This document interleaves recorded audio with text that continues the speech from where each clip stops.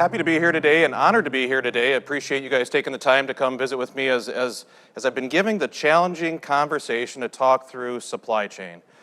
I use the word challenging, but if I went around the room and asked each of you individually how the supply chain has affected your operation and your business in the last 12 to 18 months, I'd probably get a different story and a different analog and probably a different word to describe it, and words that maybe I can't even use on stage and be politically correct, because it has been a dumpster fire, to say the least, the past 12 to 18 months. How many of you got sick of hearing the word black swan events as you picked up a farm publication as we went through the last 18 months? And all that means is something crappy happened that nobody saw coming, right? But reality is it has been a challenging time period for us. And I hope today my presentation is timely, as many of you probably have just finished up fall fertilizer, planning your crop inputs for the 23 season. And so hopefully I can shed some light as to some of the insights that we see challenging and maybe some improvement on the horizon as we head into 2023. I've got two goals for us here today in our time together. The first goal is that something that I talk about today trips a trigger or changes a conversation that when you go home that you can implement into your daily management of your operation, and or change that conversation with your input supplier to really understand more of the meaning why behind some of the things that we're seeing happening in the supply chain. The second goal I have, I'm going to start with a story. Last week, CHS had their annual meeting down in Minneapolis. And if any of you were there, some of this information is going to be pretty similar to what we presented last week. But we got done with the fertilizer update. I'm having lunch with a farmer from Nebraska. And we're making small talk, family, weather, typical things that you would do at a luncheon like that. And afterwards, he turns to me and goes, "Paul, what do you think of this fertilizer deal?" Like, oh crap, either we missed the mark in our presentation, right, if he's asking me that question, or maybe I'm not understanding what he's asking. So when I asked him for a little clarity, he shared with me that Nebraska is one of the driest parts we got in the country. He's not going to get his fall ammonia on, and so he's planning to switch to UAN in the spring. And he says, am I going to get it? Am I going to get it? It's not, am I going to get out of my fall contract? What's the price of UAN going to be? It's, am I going to get it? So the second goal for us here today is I hope that as we start to look at the supply chain, we view it in two different retrospects of having price risk. Yeah, the stuff is high priced, and we're going to talk through why, but also supply risk, right? What are my risks of not getting supply? And if we view those in different silos, I think it sheds a different perspective on maybe some of the challenges the supply chain is going through right now. Don did a wonderful job of talking through my professional career, but I'm going to back up a little bit because when I got growers in the room, I think it provides texture. I'm a farm kid from southwest Minnesota.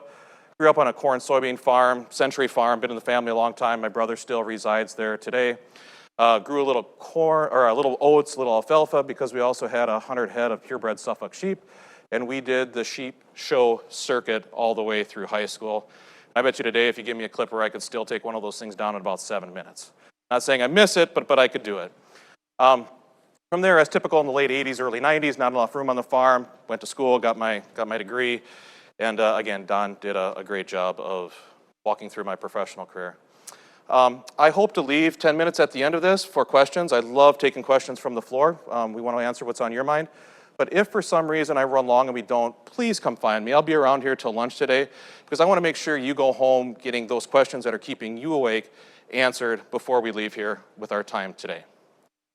Let's go ahead and dive right in. Let's get the legalities out of the way. This right here basically gets me out of liability. I'm going to talk a lot of forward-looking things that we see happening in the market. All this states is that some of these things may come to attrition. Others of these things may not. We're dealing with a very, very volatile market, and some of the things I talk about could be obsolete by the time we go home tomorrow. Right? So I would just ask that you do diligence, work with your local supplier, and understanding implications of the decision you make with your operation. I promise this isn't going to be an advertisement, but I got to have one slide of who I am and what division I work for with CHS, because CHS is a great big company, and I know that CHS has got a retail footprint up and down the Red River Valley. I work for our wholesale distribution company on the left-hand side of the screen, and the information that I'm going to be talking about today is provided with people that live and breathe in the supply chain every day across the globe. We've got boots on the ground in China, Europe, South America, our team here locally, that not only provide the information that we're going to talk about here today, but also do what we do as a distribution company, and that's get product from point A to point B when you, our ultimate customer, needs it at a competitive price. That's what we strive for every day. And no doubt it's been challenging the last 12 months as we alluded to. So here's what I came prepared to talk about today. We're going to talk through some of the geopolitical events because I think it sheds light into some of the environmental changes across the globe that we're seeing pertaining to the supply chain. We are so interconnected globally that sometimes we lose track of that here in the Red River Valley, right? So we're going to talk through global supply and how U.S. relates to the global supply as it relates to crop nutrients. I'm going to talk through nitrogen. I'm going to talk through phosphorus. I'm going to talk through potassium. And then I'm going to talk through logistics, right? Because that leans more on the supply risk side of our business, but is a real concern as we head into 2023. And albeit I don't deal with this on a day-to-day basis anymore, but we're going to flip the pancake over and I'm going to give you some overarching comments as it relates to the crop protection business. They're adjusting my mic. All right, so is this fair? We get started? So let's talk through some of the geopolitical events, right? Obviously last February we saw Russia invade Ukraine. The world trade changed that day, right? It really did. I'm going to start by saying CHS has 46 employees in Ukraine, and so I don't want to lose the personal empathetic effect of what those people are dealing with on a daily basis. As of last week, they were all alive and well and accounted for. They deal mostly in our global grade train. But again, this hits close to near and dear as I've got colleagues overseas that are dealing with this. But what we saw happen that day is a word that you guys are going to hear more of, and that is deglobalization. And so what does that mean? Really, prior to this, the ag commodity world traded pretty freely, right? We saw boats of soybeans going to China. We saw fertilizer coming from the Asian Gulf. It was pretty free. And so what you're seeing with this war is countries are starting to put their arms around their own little world, right, or their own little piece of the pie for food security. Think about the emotion, and the commissioner talked about it, right, of not being able to feed your people, and you're in charge of that, right? And so we're seeing not that trade is going away, but it's becoming less and less free. And I'm going to mention China numerous times through my presentation today, and the impact China has on agriculture here in the U.S.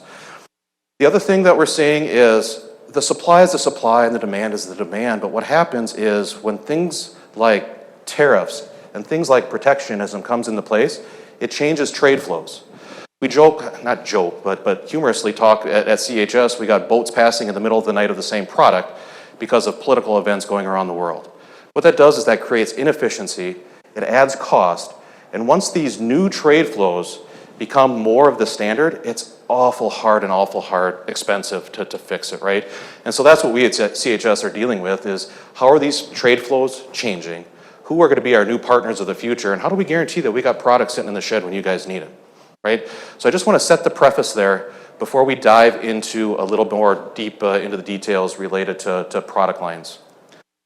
Before we go into the crop nutrient session, I never take, I don't want to make any assumptions as to some of the terminology I'm going to use. I'm going to reference NOLA, right? NOLA is New Orleans, Louisiana. It is the reference point that the global fertilizer trade uses relative to the United States price of fertilizer.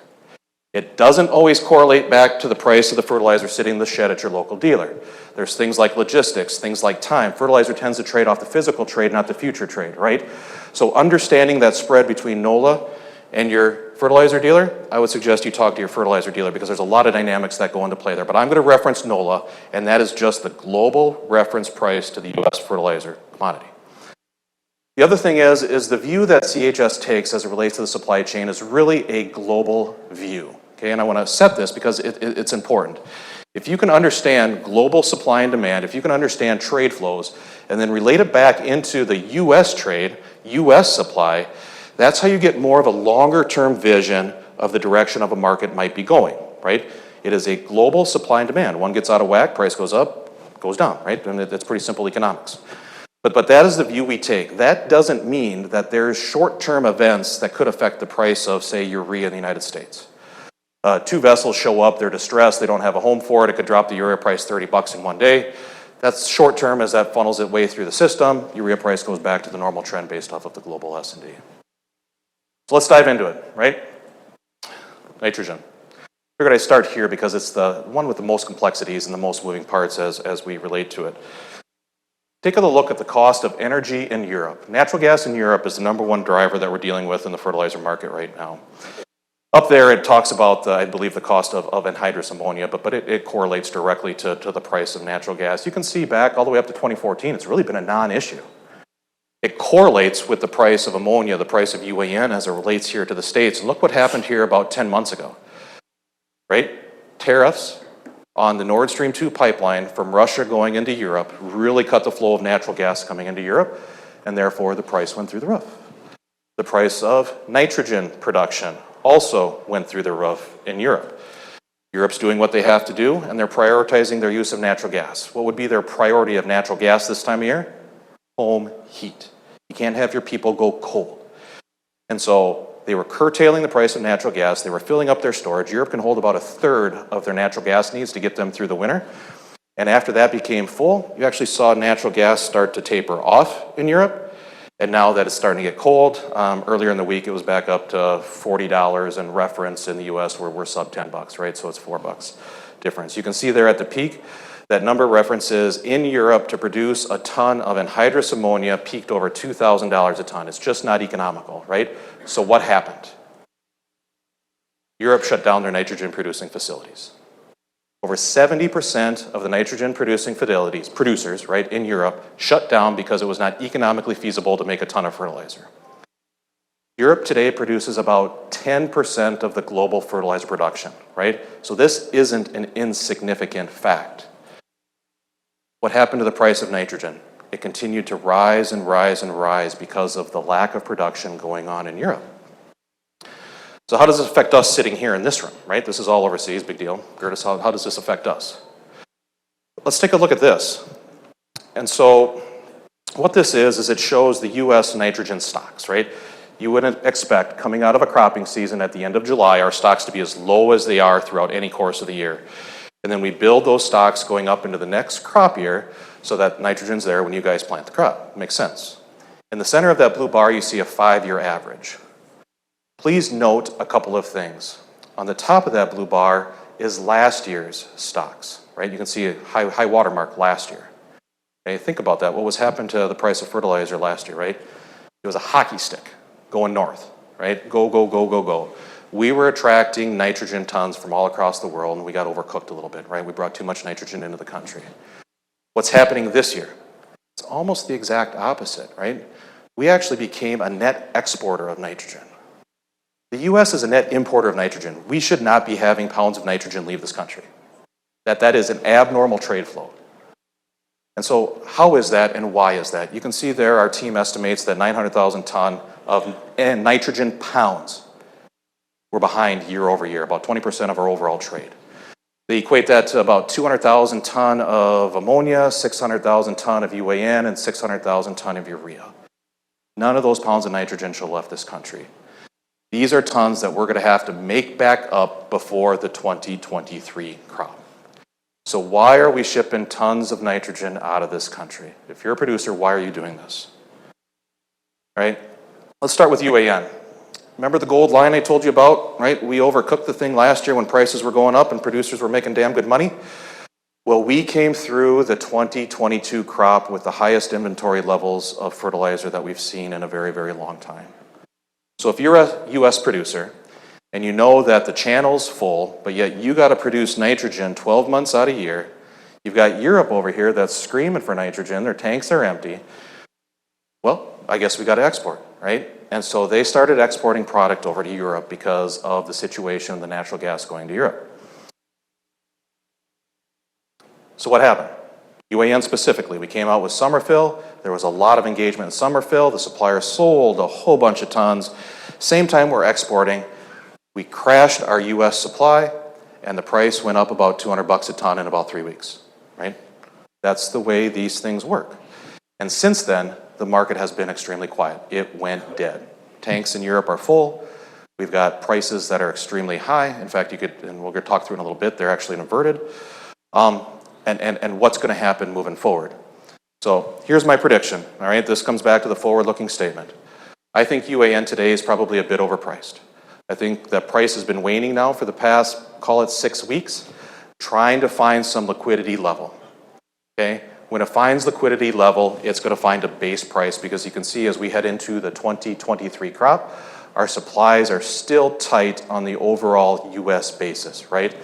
Prices is waning just because of urea is dragging it down, and there's just been no engagement at the retail level and or the grower level. So let's flip gears maybe and talk urea, because the same story really holds true with urea, right? Came through the season with more urea. You guys curtailed use rates because of the high prices.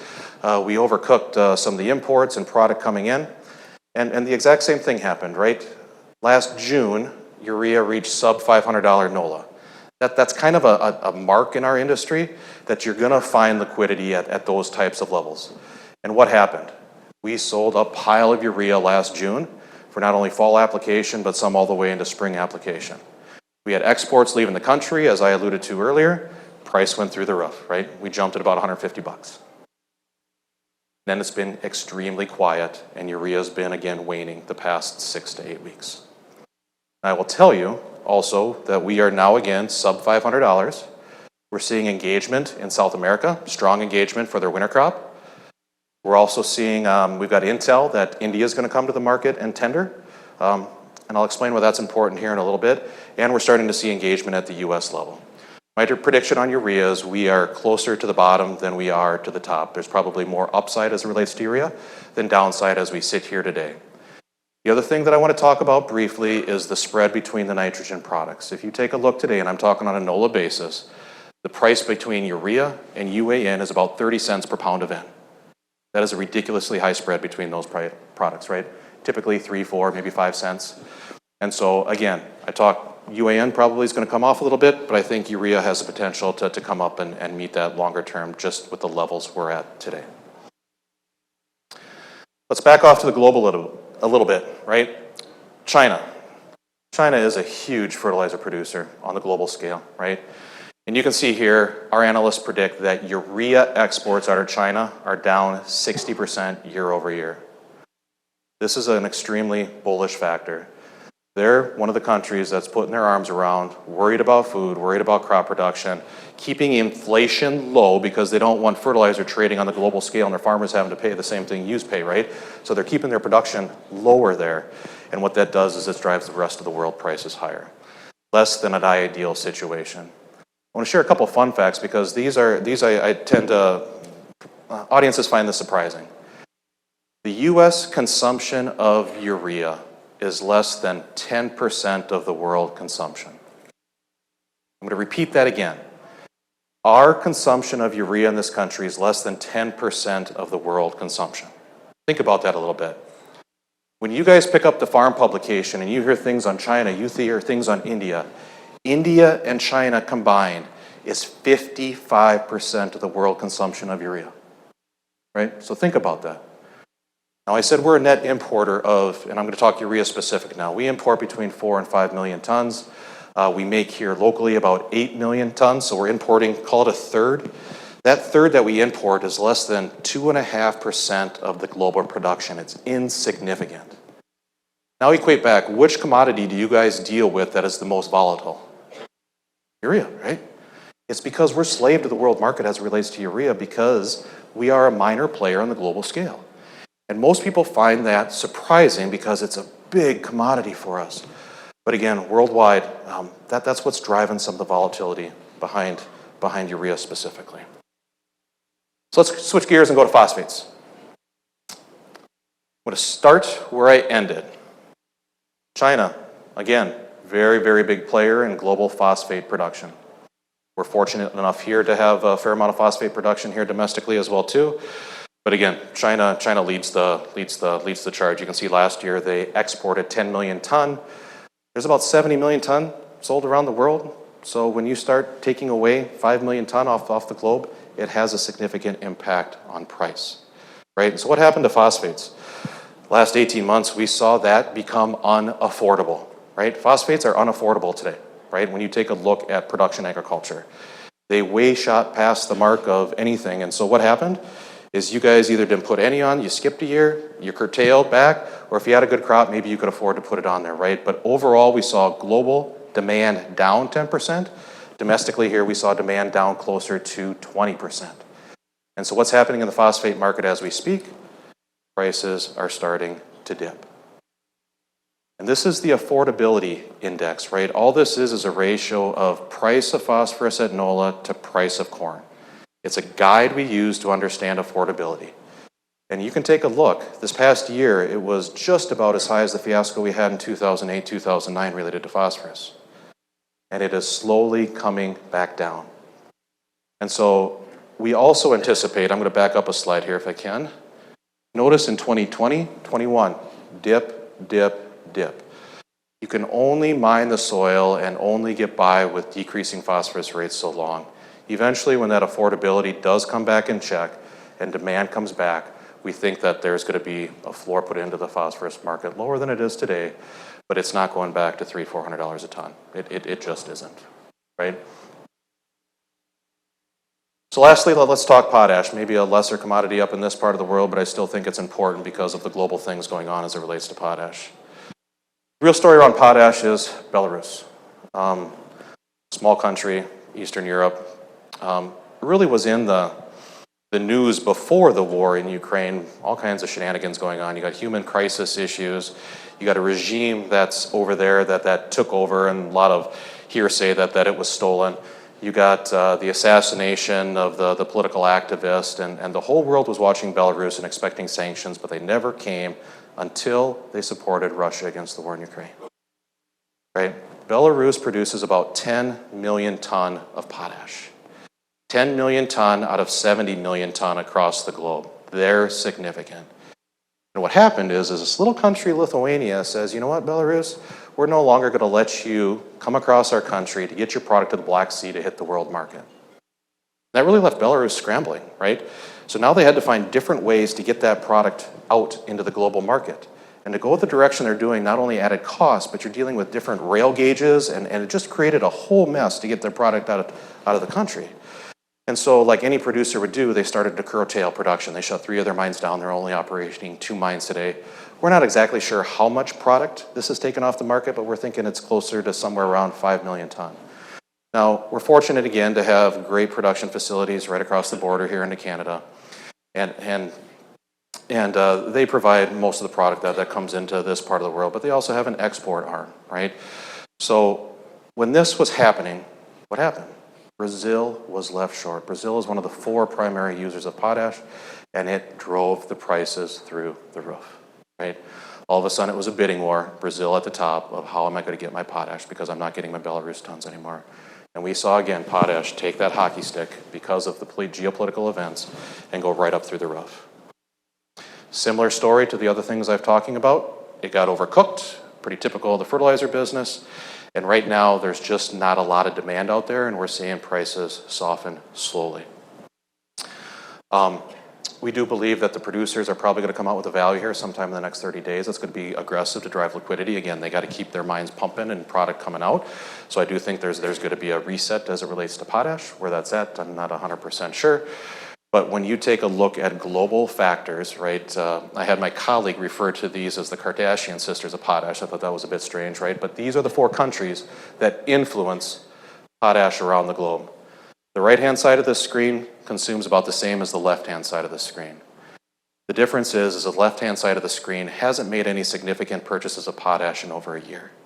They were set up going into the 2022 crop, and they sat this one out. We anticipate them coming back onto the global scale, and when they do, that's going to be an extremely bullish factor compared as it relates to potash. And so, high level, you got a sense of where I'm going with fertilizer prices. Some good news in that we might see some price softening, probably not quite as high as the highs of 22. But maybe bad news is that we're not getting back to pre-COVID levels. It's just not going to happen this year, just because of the globe and the way things are operating a bit. I'm going to switch gears and talk logistics. And I'm probably not going to do this justice, but I think it's warranted addressing the group with what's going on with logistics. I use this up there just more for visibility. For CHS to buy a vessel of urea in the Asian Gulf, get it to NOLA, is about a 90-day process, right? And so if we're gonna get product into New Orleans ahead of the cropping season for you guys to hit the Red River Valley, we gotta purchase that thing probably sometime in the next 30 days, right? And bring this to visibility because it takes about 90 days unless, like last year, there's something stuck in the Suez Canal, right? Remember that fiasco? We had a vessel of urea behind it. You know what we had to do? We had to turn it around, bring it around the south side of Africa, right, to come into the US, and by the time that happened, we missed the spring season. We missed the spring season because of some of those logistical things that happened. And so even though ocean freight as it relates to bulk commodity cargo is actually pretty decent, right? I mean, it's expensive, but they're pretty on the ball and pretty sharp. It's still a 90-day window. Now let's talk about that cargo once it gets into NOLA or gets into port. We got two options, right? Rail and water. Okay, let's start with rail. Okay, we get it into our port in Galveston, 3 to 10 days up to this part of the world, and you got it sitting in your shed. My guess is a lot of the big sheds sitting around here are probably rail fed, and that's going to be advantageous for you going into spring of 2023. This last week, it appears we averted a rail strike, which is positive, but I'm not sure rail's quite off the hook as it relates to the performance. If you look at their performance going into the strike, it was subpar pre-COVID, right? Longer car turnarounds, longer wait times, just not performing, a lot due to labor issues and a lot, that's maybe it, right? Labor issues that they're dealing with and struggling with, right? So making sure to understand rail and rail risk as it relates to your local suppliers is going to be extremely important. Now let's talk river. All right, so an average barge time from New Orleans to Minneapolis, Minnesota is about 26 days. Now, we really didn't feel the crunch of the drought that's happening in the southern Mississippi up in Minnesota because the upper Mississippi from St. Louis north shuts down, call it mid-November for the winter months because it freezes, right? Makes sense. But the southern Miss continues to operate. Philly feeds the Illinois, feeds the Ohio as those rivers are navigable. And today, what they're telling us is that barge turnaround times have doubled because of slow navigable waters through where they're dredging, as well as people's offtake ability are struggling as well too. And I'm going to share this. About 6 weeks ago, we saw barge demurrage, right? You leave it there too long, they charge you for it, go from $300 a day to $2,000 a day. Now, why would they do that? What was happening was you get a fertilizer barge up to dock, and you maybe couldn't quite get it up to dock, and the crane could not reach the bottom of the barge. And so they'd get 2/3 empty, and how do you get the last 2 feet out of the barge? And so they leave it sit there hoping that the river would come up so that they can pull the barge closer. So what it forced them to do was, by raising the rates, is to find other docks to offload those barges, or find interesting ways to get the bottom 2 feet off of that barge. I share that with you is if the river doesn't fix itself, barge rates into Minneapolis are absolutely going to be astronomical in the spring. And that's even if we can get it. And I hate to say it, right? We've gotten by without the river before, right? 08, 09, super high waters, yada, yada, yada, but we had a smoking hot rail line that was backfilling it, and there were still spot outages and whatnot. We take the combination of the issues with labor between truck, rail, and river, there is no contingency plan, right? And so the reason I tell you is not to scare the crap out of you, because we've got a lot of time to fix these problems. But as you're going through your winter months, I would keep a pulse on what's going on as it relates to freight, because it not only affects fertilizer, it affects grain, it affects everything we do. And we at CHS are doing the same thing, right? How can we continue to provide products and services on a timely basis? So we had talked about price risk, supply risk. This one falls in the supply risk camp, right? Keep your eye on it. We're going to be doing the same. Let's flip the pancake over and talk crop protection. Probably the one that was maybe even felt the most in 2022, right? Just with everything that was going on, from COVID to container freight to port congestion to all kinds of stuff. Great, but let's level set here. This is just a snapshot of the crop protection business as it relates to U.S. The U.S. crop protection business is $10.7 billion, or it was in 2021. 97% of that falls in herbicides, insecticides, and fungicides, right? Probably nothing too terrible surprising.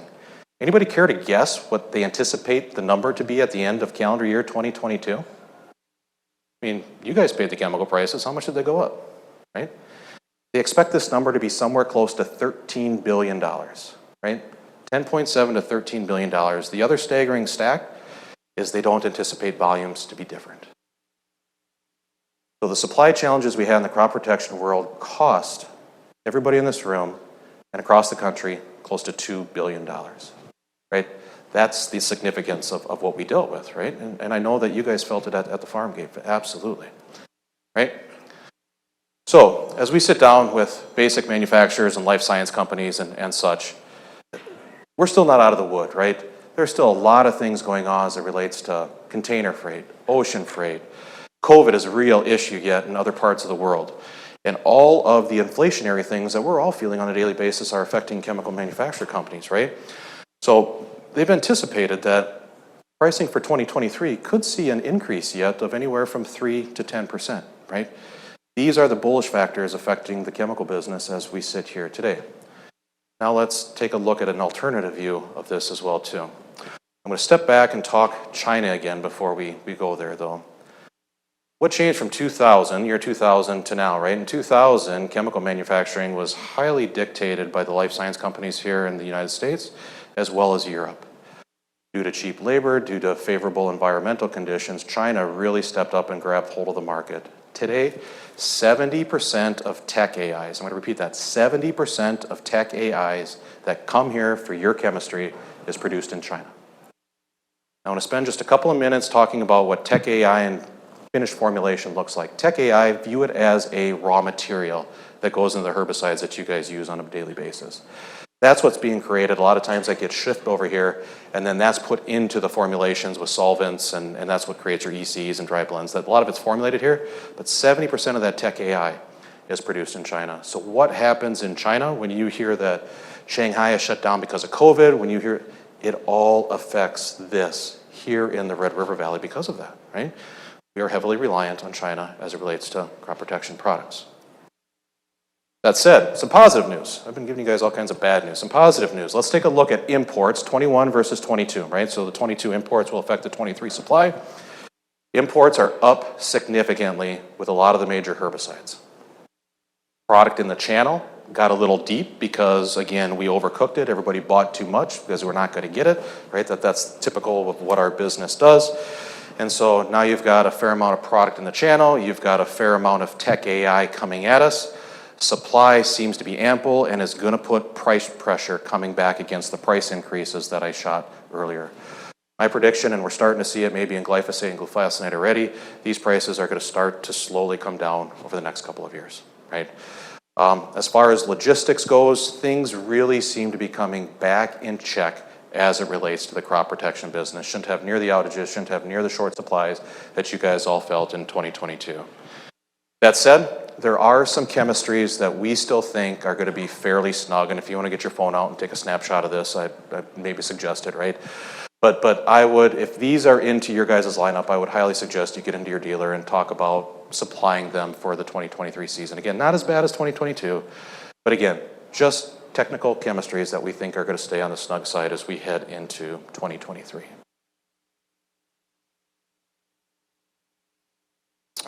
Some other things that we're watching as it relates to crop protection, because we're not out of the woods yet, right, is it's hard to get real-time data out of China. They say their plants are performing well, but we also know because of the extreme drought growing in China and their reliance on hydro water for their power, that they're dealing with rolling spot outages and whatnot. So are they really performing as they are, and is the tech supply going to keep coming in as it has in the last couple of years, right? I'd mentioned freight rate a couple of times. We're not at the peaks anymore, but it's still extremely high compared to pre-COVID rates, right? Still a lot of demand for consumer goods that we compete with coming into the ports as it relates to container freight. We got the rail situation to get those containers from ports into the chemical production facilities, right, is still a struggle. I mentioned China, COVID being a real thing. Ports in Shanghai are still backed up. And then even our ports here in LA and New York and such are still not performing to pre-COVID levels, but much, much better than they were heading into the 2020-22 season. And so crop protection seems to really, really have alleviated a lot of the issues that you guys felt in 2022, albeit prices may not come down as fast like a fertilizer market, but I do see some softening as it relates to that as well. So where does this leave us, right? This is my last slide. because I want you guys to feel comfortable that the industry is doing everything it can to make sure that we're getting crop inputs to you on a timely basis and as competitively priced as possible. The nitrogen thing, we've got time to pick that up. It doesn't necessarily mean that we're short nitrogen, okay? You guys can't hear me anymore, can you? Or it's coming in and out? I got one up here. I'm just going to shut this off and switch mics here. Give me a second. All right, this should be better. I don't want to scare you guys as it relates to nitrogen, right? Because we've got plenty of time to make this up between now and spring. I know that we're heavily loaded our lineup in Galveston. We're doing as much as we can to correct the situation. But we do need to attract import tons to have enough nitrogen in this country to plant the 2023 crop. Today, or I shouldn't say that, earlier this week, we were still trading at a little bit of a deficit compared to Brazil. So I think that we got to fix that. But ultimately, I think the markets will work itself out. Our domestic plants here locally need to run hard, need to run strong to make sure that we've got enough nitrogen product for spring as well too. If you pick up a news publication or we have another IDA that it takes Donaldsonville or something like that out of commission for a while, that's something that's noteworthy to keep your eye on. And then I mentioned the end source spreads, right? That's something that you guys can keep your local eye on, but that over the course of time will tend to fix itself. One thing I didn't talk about was anhydrous ammonia a lot, right? Because that's a little bit of a different animal. You've got an industrial play as well as ammonia is kind of a building block as it relates to just about every fertilizer product you use on your farm. We saw summer fill prices come out. A lot of you guys got your fall ammonia down. Everything's hunky-dory. But towards the end of fall, things were pretty tight. That price shot up. We're starting to see it wane back down. But I think there's going to be some stability brought into that pretty quick just because of the industrial factor and the fact that that's going to be used as a building block as you create urea from it, you create UAN from it, you create your phosphorus products from it, your sulfur products from it, and it's just a versatile product. Demand. I'd mentioned demand a couple of times. You folks in this room drive the demand side of the equation. When you guys back away from a market, it does affect price, but it's also the hardest equation to figure out as all these companies are trying to manage risk through the supply chain, right? It makes it difficult. And so my last 3 points on this are really kind of aimed at that a little bit. This year, especially with the logistical risks and supply risks, I'm going to suggest that you talk to your dealer, make a plan. If there's any year to communicate early and communicate often, it's going to be this year. Don't be that person that comes through the door in March and just expect the product to be there because it may not, right? And then lastly, I put understand the economics. Typically in the fertilizer space specifically, there's always been key markers or key drivers that say, hey, now is a good time to buy. And we are still getting some of that, but it's getting less and less as we work through this global dynamics. I would suggest understanding your economics, and you guys don't sell grain one time a year. Why do we think we have to buy fertilizer one time a year, right? Layering may be a proper approach, and getting out early and spreading that risk over the course of time may be something you might want to have a conversation with your dealer about. And so I thank you for your time. We've got about 9 minutes here. I will see if anybody's brave enough to stand up and ask a question from the audience. Anybody, any questions?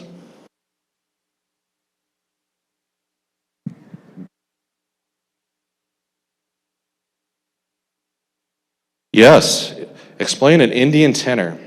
What the government of India does is they put out basically a bidding process across the globe to purchase or acquire so many tons of a certain product, right? And so then if you're a supplier, maybe a North African supplier or a US supplier or wherever, right, an Asian Gulf supplier, you have the option to bid on that product, right? It's high quantities, it's exportable, and then India has last right of refusal on it as well too. So our sources overseas tell us they're probably going to come to the market after 1 million tons. They may not get 1 million tons. They may only get 700,000, or they may get 1.2 million, and then they either accept it or reject it. But it's a purchasing mechanism used by countries to bid the world for their supply. Is that good? Great question. Sorry, the question was, explain an Indian tenor. Thank you very much for your perspective today, Paul. It's very valuable. Just wondering, in North Dakota, we continue to flare lots of natural gas. Any chance of getting new urea production locally? Yeah. Let's go back to maybe a controversial topic called Spiritwood, North Dakota, right? We spent a pile of money doing research into what more nitrogen producing capabilities could look like. And what it turned out is water and environmental concern around water became the issue. I will tell you here today, with the environmental concerns and things that we have in this country, I don't think you'll see new production coming online, but rather what you could see is expanded production coming online, okay? But if you're a nitrogen supplier, today the production is meeting supply. There's enough product, right? And so you would have to oversupply the market. And so again, very few people are going to invest in a ooh, it's going dark. Very few people are going to invest into an industry that's basically meeting the demand of the consumer, right? Because you're going to have to take it away from somebody. I guess what I'm saying is it's a mature business. Quickly. And so it's going to be hard to invest into something like that. Yep. Great question. Yes. Good morning. Thanks, Paul. My name is Kate Ferguson. I work for the Duluth Seaway Port Authority. So a little bit of a selfish question here. When looking at the Mississippi River, at what point do we start to think about changing the supply chain of fertilizer and the different components that go on the Mississippi River to consider a smaller size ship and bringing it into the Great Lakes? Yeah, that question, I'll just be honest, is probably better suited for our freight team, right? But I can tell you just from a true supply thing, some things that we're doing is we're actually investing, I think, $30 million into our Galveston facility to really address low water situations so that we continue to bring big vessels in and so that we can offload them onto rail. New Orleans, I think you're talking a different animal, and I'm just going to be transparent and say that I'm not suited maybe to answer the question on the lower freight size of boat. I would say that, and my initial comments would be that that might add cost to it, but again, our freight people would have to answer that question. So sorry to punt. I can follow up with you and get you with the right people that could answer that with a better, but great question.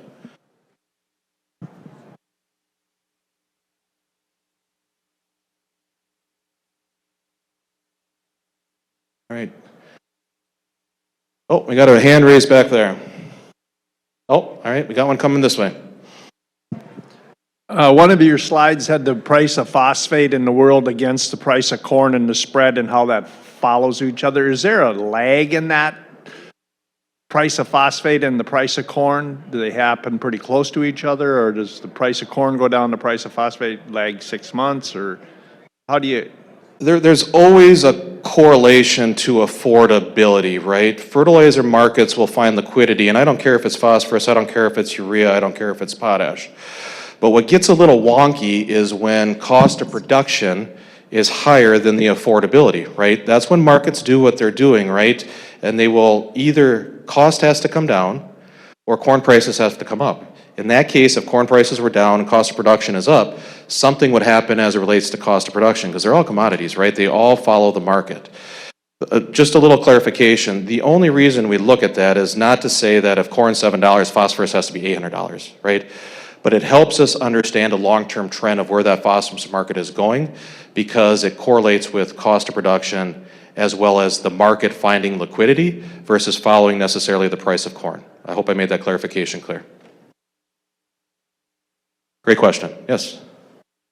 In regards to UAN and availability and pricing, we tried to get prices for UAN a couple times this fall from our local retailer, and the response was that we can't even give you a price, we can't get it. What is the availability of UAN moving forward into the growing season? As kind of I touched in my presentation, right now availability of UAN is actually fairly fluid. If you called CHS today, chances are we could get it there as long as we've got the freight and the right to win and just all that jazz, right? Every market's a little different. But I'm going to answer that question maybe just a little bit differently. UAN is much less of a global player than the other commodities that I've talked about. In fact, I think between US and Europe, we account for 75% of UAN consumption, right? So what you're seeing happening is companies that are producing fertilizers don't like to get too far out in front of their skis as far as their production costs go. So maybe they're only selling 2 to 3 months of production out when the demand might be 6 or 7 months, and that's why you get that initial squeeze. I could tell people that if I had as many tons of UAN in Summerville, I could triple my sales, but that's just not realistic the way the business is operated. Did I answer your question?